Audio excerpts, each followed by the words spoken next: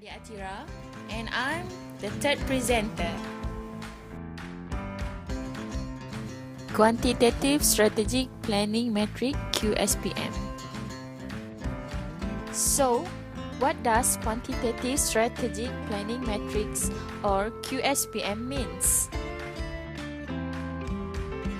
Basically, QSPM is the technique in the literature designed to determine the relative attractiveness of feasible alternative action. QSPM comprises stage 3 of the strategy formulation analytical framework, so this technique objectively indicates which alternative strategy are best. This is an example of QSPM format.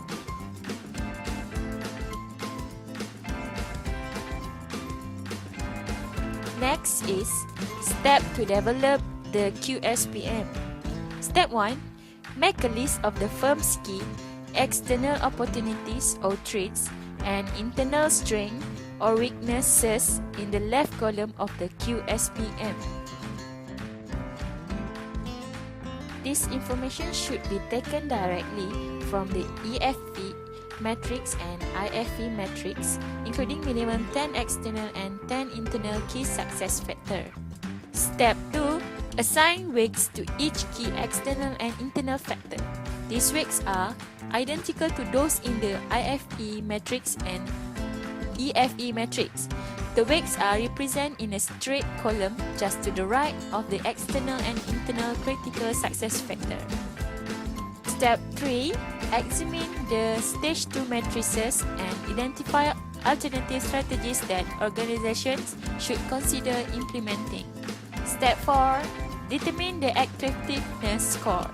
AS are determined by examining each key external and internal factor at one time by asking the questions, does this factor affect the choice of strategies being made? If yes, the strategies should be compared relatively to that key factor.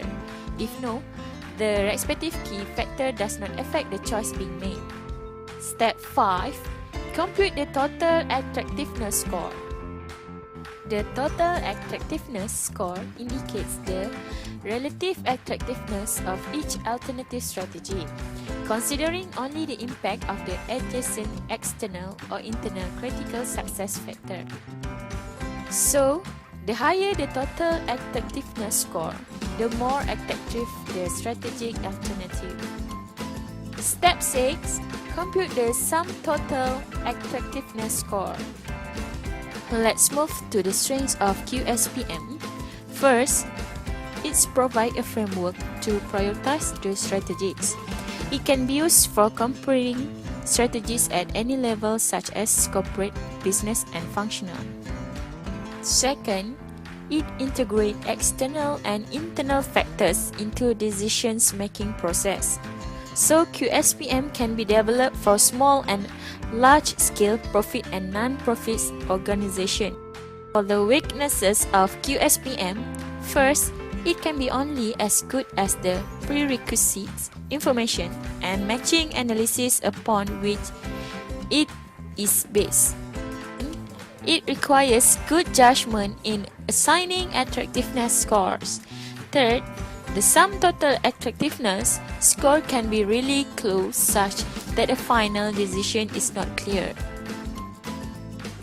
Okay, let's move to the cultural aspects of strategy choice. So, what is culture? It includes the set of shared value, beliefs, attitudes, customs, norms, personalities, heroes and heroines that describe a firm. Culture is the unique way an organization does business. A successful strategy depends on supports of the firm's culture.